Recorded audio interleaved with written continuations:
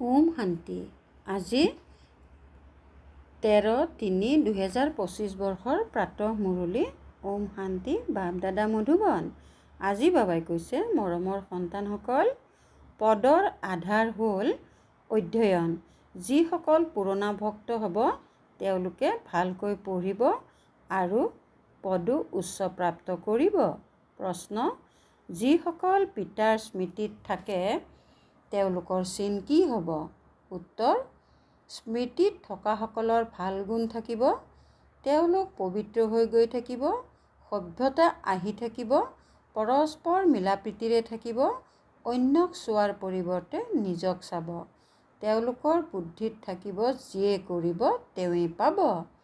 ওম শান্তি। সন্তানসকলক বুজোৱা হৈছে যে ভাৰতৰ যি আদি সনাতন দেৱী দেৱতা ধৰ্ম আছে তাৰ শাস্ত্ৰ হৈছে গীতা। এই গীতা কোনে শুনালে এয়া কোনেও নাজানে। এয়া হৈছে জ্ঞানৰ কথা। বাকী এই হোলী আদি কোনো নিজৰ উৎসৱ নহয়। এই সকলোবোৰ হৈছে ভক্তি মাৰ্গৰ উৎসৱ। উৎসৱ যদি আছে তেন্তে সেয়া হৈছে কেৱল ত্ৰিমূৰ্তি শিৱ জয়ন্তী। বছ, কেৱল শিৱ জয়ন্তী বুলি কেতিয়াও ক'ব নালাগে। ত্ৰিমূৰ্তি শব্দটি উল্লেখ নকৰাৰ কাৰণে মনুষ্যই বুজি নাপায়। যেনেকৈ ত্ৰিমূৰ্তিৰ চিত্ৰ আছে, তলত লিখা থাকিব লাগে যে দৈৱী স্বৰাজ্য আপোনাৰ জন্মসিদ্ধ অধিকাৰ। শিৱ ভগৱান পিতাও হয় নহয়, নিশ্চয় আহে, আহি স্বৰ্গৰ মালিক কৰি তোলে। ৰাজযোগ শিকা বাবেই স্বৰ্গৰ মালিক হৈছে। ভিতৰৰ চিত্ৰবোৰত বহুত জ্ঞান আছে। চিত্ৰ এনেকৈ তৈয়াৰ কৰিব লাগে যাতে মনুষ্যই দেখি আচম্বিত হৈ যায়। সেয়াও যিসকলে বহুত ভক্তি কৰিছে তেওঁলোকে বহুত ভালকৈ জ্ঞান ধাৰণ কৰিব। কম ভক্তি কৰাসকলে জ্ঞানো কমকৈ ধাৰণ কৰিব, সেয়েহে পদো কম পাব। দাস দাসীসকলৰ মাজতো ক্ৰমানুসৰি নাথাকে জানো? সকলো পঢ়াৰ ওপৰত নিৰ্ভৰ কৰে। তোমালোকৰ মাজতো বহুত কম আছে যিয়ে বহুত ভাল যুক্তিৰে বাৰ্তালাপ কৰিব পাৰে। ভাল সন্তানৰ কৰ্মকাণ্ডও ভাল হ'ব, গুণো ভাল হ'ব লাগে। যিমানে পিতাৰ স্মৃতিত থাকিবা সিমানে পবিত্ৰ হৈ গৈ থাকিবা আৰু সভ্যতাও আহিব। কোনো কোনো ক্ষেত্ৰত শূদ্ৰৰ চাল চলন বহুত ভাল হয় আৰু ইয়াত ব্ৰাহ্মণ সন্তানসকলৰ চলন এনেকুৱা যে কথাই নুসুধিবা। সেইকাৰণে তেওঁলোকেও কয় কি এওঁলোকক ভগৱানে পঢ়ায়। গতিকে সন্তানসকলৰ এনেকুৱা চলন হ'ব লাগে। বহুত অমায়িক হ'ব লাগে, মিলাপ্ৰীতি থাকিব লাগে। যিয়ে কৰিব তেৱেই পাব, নকৰিলে নাপাব। পিতাইটো ভালদৰে বুজাই থাকে। প্ৰথমতেতো বেহদৰ পিতাৰ পৰিচয় দি থাকিব লাগে। ত্ৰিমূৰ্তি চিত্ৰটো বহুত ভাল। স্বৰ্গ আৰু নৰকো দুয়োফালে আছে। সৃষ্টি চক্ৰটো স্পষ্টকৈ আছে। যিকোনো ধৰ্মাৱলম্বী লোককে সৃষ্টি চক্ৰ বা বৃক্ষৰ ওপৰত তোমালোকে বুজাব পাৰা। এইটো হিচাপত আপুনিতো স্বৰ্গ নতুন সৃষ্টি লৈ যাব নোৱাৰিব।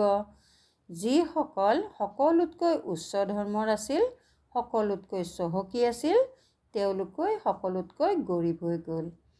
যিসকল সকলোতকৈ প্ৰথমৰ পৰা আছিল, সংখ্যাও তেওঁলোকৰ বেছি হ'ব লাগিছিল, কিন্তু বহুত হিন্দু লোক অন্য ধৰ্মলৈ ৰূপান্তৰিত হৈ গুচি গৈছে। নিজক ধৰ্ম নজনাৰ কাৰণে অন্য ধৰ্মলৈ গুচি গ'ল, সেয়েহে হিন্দু ধৰ্ম বুলি কৈ দিয়ে। নিজৰ ধৰ্মকো বুজি নাপায়, ঈশ্বৰক বহুত মিনতি কৰে, হে শান্তিদাতা, কিন্তু শান্তিৰ অৰ্থ বুজি নাপায়। দুই এজনক শান্তিৰ পুৰস্কাৰ দি থাকে। ইয়াত তোমালোক বিশ্বত শান্তি স্থাপনৰ অৰ্থে নিমিত্ত হোৱা। সন্তানসকলক পিতাই বিশ্বৰ ৰাজ্য পুৰস্কাৰ হিচাপে দিয়ে। এই পুৰস্কাৰো পুৰুষাৰ্থৰ ক্ৰম অনুসৰি পোৱা যায়। দেউতা হৈছে ভগৱান পিতা। পুৰস্কাৰ কিমান শ্ৰেষ্ঠ, সূৰ্যবংশী বিশ্বৰ ৰাজ্য। এতিয়া তোমালোক সন্তানসকলৰ বুদ্ধিত গোটেই বিশ্বৰ ইতিহাস, ভূগোল, বৰ্ণ আদি সকলো আছে। বিশ্বৰ ৰাজ্য ল'বলৈ হ'লে কিছু পৰিশ্ৰমো কৰিব লাগে। পইণ্টটো বহুত সহজ। শিক্ষকে যি কাম দিয়ে সেয়া কৰি দেখুৱাব লাগে। তেতিয়া বাবাই চাব যে কাৰ পূৰা জ্ঞান আছে। কিছুমান সন্তানে মুৰলীৰ প্ৰতিও ধ্যান নিদিয়ে, নিতৌ মুৰলী নপঢ়ে। যিয়ে মুৰলী নপঢ়ে তেওঁ জানো কাৰোবাৰ কল্যাণ কৰিব পাৰিব? বহুত সন্তান আছে যিয়ে একোৱেই কল্যাণ নকৰে, নিজৰো নকৰে, আনৰো নকৰে। সেইকাৰণে অশ্বাৰোহী পদাতিক বুলি কোৱা হয়। অতি কম সংখ্যক মহাৰথী আছে নিজেও বুজি পাব পাৰে যে কোন কোন মহাৰথী হয়। এনেকৈ কয় বাবা গুলজাৰক, কুমাৰকাক, মনোহৰক পঠিয়াই দিয়া, কিয়নো নিজে অশ্বাৰোহী, তেওঁলোক মহাৰথী। পিতাইতো সকলো সন্তানকে ভালদৰে জানিব পাৰে। কাৰোবাৰ গ্ৰহচাৰীও বহে নহয়। কেতিয়াবা ভাল ভাল সন্তানো মায়াৰ ধুমুহা আহিলে লক্ষ্যভ্ৰষ্ট হৈ যায়, জ্ঞানৰ ফালে মনোযোগ নাযায়। বাবাই প্ৰত্যেকৰে সেৱাৰ পৰা জানিব পাৰে নহয়, সেৱা কৰাজনে নিজৰ পূৰা খবৰ বাবাক দি থাকিব। তোমালোক সন্তানসকলে জানা যে গীতাৰ ভগৱানে আমাক বিশ্বৰ মালিক কৰি তুলিছে। বহুত আছে যিয়ে গীতা আদি মুখস্থ কৰি লয়, 1000 টকা আয় কৰে। তোমালোক হৈছে ব্ৰাহ্মণ সম্প্ৰদায়ৰ, যি পুনৰ দৈৱী সম্প্ৰদায়ৰ হ'বা। সকলোৱে নিজক ঈশ্বৰৰ সন্তান বুলি কয়, আকৌ কৈ দিয়ে আমি সকলো ঈশ্বৰ। যি মনলৈ আহে কৈ থাকে। ভক্তি মাৰ্গত মনুষ্যৰ অৱস্থা কেনেকুৱা হৈ গ'ল? এই সৃষ্টিখনেই হৈছে লৌহযোগী পতীত। তোমালোকে এই চিত্ৰবোৰেৰে বহুত ভালকৈ বুজাব পাৰা। লগতে দৈৱী গুণো লাগে। ভিতৰে বাহিৰে সততা থাকিব লাগে। আত্মাহে মিছা হৈ গৈছে, পুনৰ সত্য পিতাই সত্য কৰি তোলে। পিতা আহি স্বৰ্গৰ মালিক কৰি তোলে, দৈৱী গুণ ধাৰণ কৰায়। তোমালোক সন্তানসকলে জানা যে আমি এনেকুৱা, অৰ্থাৎ লক্ষ্মী নাৰায়ণ গুণৱান হৈ আছোঁ। নিজক পৰীক্ষা কৰি থাকা। মোৰ কোনো আখুৰি অৱগুণটো নাই। আগবাঢ়ি গৈ থাকোঁতে মায়াৰ এনেকুৱা থাপৰ লাগে যে অনেক বাগৰি যায়।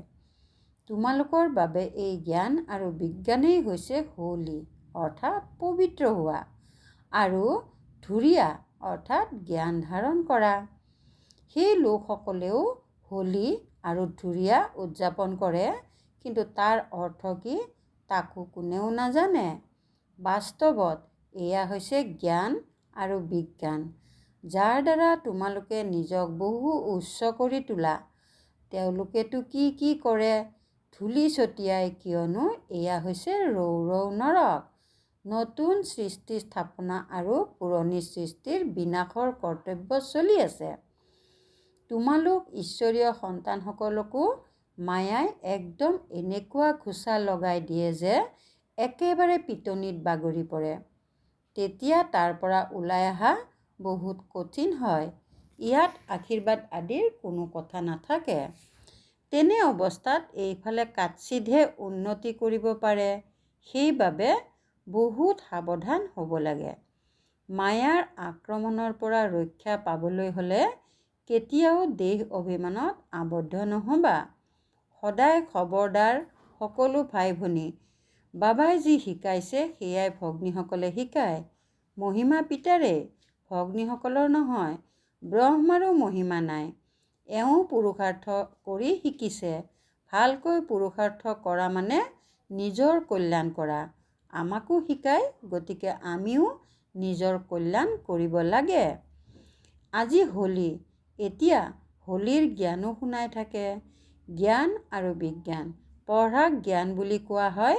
বিজ্ঞান কি বস্তু কোনেও নাজানে। বিজ্ঞান হৈছে জ্ঞানৰো সিপাৰে। জ্ঞান তোমালোকে ইয়াত পোৱা, যাৰ দ্বাৰা তোমালোকে প্ৰালব্ধ লাভ কৰা। বাকী সেয়া হৈছে শান্তিধাম। ইয়াত ভূমিকা পালন কৰি ভাগৰি গ'লে তেতিয়া শান্তিত যাব বিচাৰে। এতিয়া তোমালোকৰ বুদ্ধিত এই চক্ৰৰ জ্ঞান আছে। এতিয়া আমি স্বৰ্গলৈ যাম, তাৰ পাছত 84 জন্মলৈ নৰকত আহিম। পুনৰ সেই একেই অৱস্থা হ'ব। এয়া চলিয়েই থাকিব। ইয়াৰ পৰা কোনেও অব্যাহতি পাব নোৱাৰে। কোনেও কয় এই ড্ৰামা ৰচাই বা কি হৈছে? হেৰৌ, এয়াতো হৈছে নতুন সৃষ্টি আৰু পুৰণি সৃষ্টিৰ খেল। অনাদি ৰচি থোৱা আছে। বৃক্ষৰ ওপৰত বুজাবলৈ অতি সহজ। সৰ্বপ্ৰথম মুখ্য কথা হৈছে পিতাক স্মৰণ কৰা। তেওঁ তেতিয়া পাৱন হৈ যাবা। আগলৈ গম পাই গৈ থাকিবা কোন কোন এই কুলৰ হয়। যিসকল আন ধৰ্মত ধৰ্মান্তৰিত হৈ গ'ল সেই সকলো ওলাই আহি থাকিব। যেতিয়া সকলো আহিব তেতিয়া মনুষ্যই আচম্বিত হ'ব। সকলোকে এইটোৱে ক'ব লাগে যে দেহ অভিমান এৰি আত্মা অভিমানী হোৱা। তোমালোকৰ বাবে পঢ়াই হৈছে ডাঙৰ উৎসৱ, যাৰ দ্বাৰা তোমালোকৰ কিমান উপাৰ্জন হয়। সেই লোকসকলে এই উৎসৱসমূহ পালন কৰাত কিমান পইচা আদি অপচয় কৰে, কিমান কাজিয়া আদি হয়। পঞ্চায়তী অৰ্থাৎ 5 বিকাৰৰ ৰাজ্যত কিমান কাজিয়া। কাৰোবাক ঘোচ দি হ'লেও মাৰি পেলাবলৈও চেষ্টা কৰে। এনেকৈ বহুত ঘটনা ঘটি থাকে। সন্তানসকলে জানে সত্য যুগত কোনো উপদ্ৰৱ নহয়েই। ৰাৱণ ৰাজ্যততো বহুত উপদ্ৰৱ। এতিয়া তমোপ্ৰধান নহয় জানো? ইজনৰ লগত সিজনৰ মত নিমিলাৰ কাৰণে কিমান কাজিয়া হয়। সেইবাবে পিতাই বুজাই থাকে এই পুৰণি সৃষ্টিক পাহৰি অকলশৰীয়া হৈ যোৱা। ঘৰক স্মৰণ কৰা, নিজৰ সুখধামক স্মৰণ কৰা। কাৰো সৈতে বেছিকৈ কথাও নাপাতিবা, নহ'লে লোকচান হৈ যায়। অতি অমায়িক হৈ শান্তিৰে স্নেহেৰে বাৰ্তালাপ কৰাটো ভাল। বেছিকৈ বাৰ্তালাপ নকৰাই ভাল। শান্তিত থকাটো সকলোতকৈ ভাল। তোমালোক সন্তানসকলটো শান্তিৰে বিজয় প্ৰাপ্ত কৰা। একমাত্ৰ পিতাৰ বাহিৰে কাৰো সৈতে প্ৰীতি ৰাখিব নালাগে। পিতাৰ পৰা যিমান সম্পত্তি ল'ব বিচৰা সিমানেই লৈ লোৱা, নহ'লেতো লৌকিক পিতাৰ সম্পত্তিৰ কাৰণে কিমান কাজিয়া হৈ যায়। ইয়াত কোনো হাই কাজিয়া নাই। যিমান বিচাৰা সিমান নিজৰ পঢ়াৰ দ্বাৰা ল'ব পাৰা। ভাল বাৰু। অতি মৰমৰ কল্পৰ পাছত পুনৰাই মিলিত হোৱা সন্তানসকলৰ প্ৰতি মাতা পিতা বাপ দাদাৰ স্নেহপূৰ্ণ স্মৰণ আৰু সুপ্ৰভাত। আত্মিক পিতাৰ আত্মিক সন্তানসকলক নমস্কাৰ। ধাৰণাৰ বাবে মুখ্য সাৰ 1 নম্বৰ। সত্য পিতা সৎ কৰি তুলিবলৈ আহিছে। সেইবাবে সততাৰে চলিব লাগে। নিজক পৰীক্ষা কৰিব লাগে। মোৰ কোনো আসুৰি গুণটো নাই। মই বেছি কথাটো নকওঁ। অতি অমায়িক হৈ শান্তি আৰু স্নেহপূৰ্বক বাৰ্তালাপ কৰিব লাগে। 2 নম্বৰ। মুৰুলীৰ প্ৰতি পূৰা ধ্যান দিব লাগে। নিতৌ মুৰুলী পঢ়িব লাগে। নিজৰ আৰু আনৰ কল্যাণ কৰিব লাগে। শিক্ষকে যি কাম দিয়ে সেয়া কৰি দেখুৱাব লাগে। বৰদান। হোলী শব্দৰ অৰ্থ জীৱনত ধাৰণ কৰি পুৰুষাৰ্থৰ গতি তীব্ৰ কৰোঁতা তীব্ৰ পুৰুষাৰ্থী হোৱা। হোলী অৰ্থাৎ যি কথা হৈ গ'ল, পাৰ হৈ যোৱা কথাক একেবাৰে সমাপ্ত কৰি দিয়া। যি হৈ গ'ল সেয়া পাহৰি আগবাঢ়ি যোৱা। এয়াই হৈছে হোলী উদযাপন কৰা। হৈ যোৱা কথা এনেকুৱা অনুভৱ হওক যেন বহুত পুৰণি কোনোবা জন্মৰ কথা। যেতিয়া এনেকুৱা স্থিতি হৈ যায় তেতিয়া পুৰুষাৰ্থৰ গতি তীব্ৰ হয়। সেয়েহে নিজৰ বা আনৰ হৈ যোৱা কথা কেতিয়াও চিন্তনত নানিবা, অন্তৰত নাৰাখিবা আৰু বৰ্ণনাটো কেতিয়াও নকৰিবা। তেতিয়াহে তীব্ৰ পুৰুষাৰ্থী হ'ব পাৰিবা। শ্লোগান। স্নেহেই সহজ স্মৃতিৰ সাধন। সেইকাৰণে সদায় স্নেহী হৈ থাকিবা আৰু স্নেহী কৰি তুলিবা। স্নেহেই সহজ স্মৃতিৰ সাধন। সেইকাৰণে সদায় স্নেহী হৈ থাকিবা আৰু স্নেহী কৰি তুলিবা। ওম শান্তি। মাতেশ্বৰীজীৰ অমূল্য মহাবাক্য গুপ্ত বান্ধোনত থকা গোপিকাসকলৰ গায়ন আছে। গীত। নেদেখাকৈয়ে প্ৰেম কৰোঁ, ঘৰত বহি স্মৰণ কৰোঁ। এতিয়া এই গীতটি কোনোবা বান্ধোনত থকা মতলীয়া গোপীয়ে গাইছে। এয়া হ'ল কল্পৰ বিচিত্ৰ খেল। নেদেখাকৈয়ে প্ৰেম কৰে। জগতৰ বেচেৰীহঁতে কি জানে? কল্প পূৰ্বৰ ভূমিকা হুবহু পুনৰাবৃত্তি হৈ আছে। যদিও বা সেই গোপীসকলে ঘৰ সংসাৰ ত্যাগ কৰা নাই, কিন্তু স্মৃতিৰে কৰ্মবন্ধন নিষ্পত্তি কৰি আছে। সেয়েহে এয়া কিমান আনন্দেৰে হালি জালি মতলীয়া হৈ গাই আছে। বাস্তৱত ঘৰ এৰাৰ কথাই নাই। ঘৰত বহি নেদেখাকৈয়ে সেই আনন্দত থাকি সেৱা কৰিব লাগে। কি সেৱা কৰিব লাগে? পবিত্ৰ হৈ আনকো পবিত্ৰ কৰি তোলাৰ। তোমালোকে এতিয়া তৃতীয় নেত্ৰ পাইছা। আদিৰ পৰা অন্তলৈকে বীজ আৰু বৃক্ষৰ ৰহস্য তোমালোকৰ নজৰত আছে।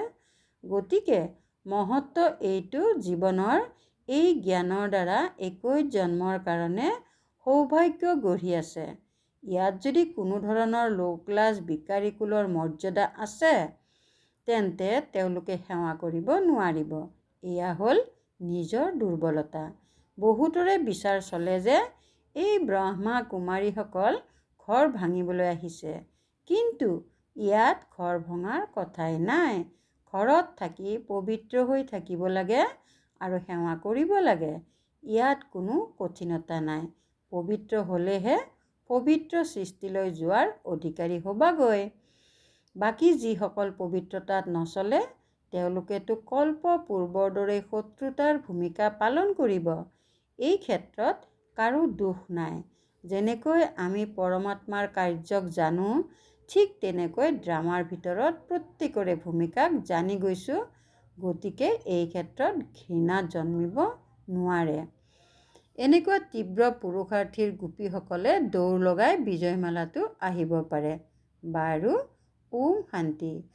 সত্যতা আৰু সভ্যতাৰূপী সংস্কৃতি ধাৰণ কৰিবলৈ আজিৰ অব্যক্ত সংকেত। জ্ঞানৰ যিবোৰ গূঢ় কথা আছে, সেয়া স্পষ্ট কৰাৰ তোমালোকৰ ওচৰত বহুত ভাল বিধি আছে আৰু স্পষ্টীকৰণ এটি এটি সাৰ কথা যুক্তিৰে স্পষ্ট কৰিব পাৰা। কৰ্তৃত্বশালী হোৱা। কোনো নিজৰ মনৰ বা কল্পনাৰ কথাটো নাই। যথাৰ্থ কথা। অনুভৱ আছে। অনুভৱৰ কৰ্তৃত্ব, জ্ঞানৰ কৰ্তৃত্ব, সত্যতাৰ কৰ্তৃত্ব। কিমান কৰ্তৃত্ব আছে। গতিকে কৰ্তৃত্ব আৰু স্নেহ দুয়োটাই একেলগে কাৰ্যত লগোৱা। ওম শান্তি।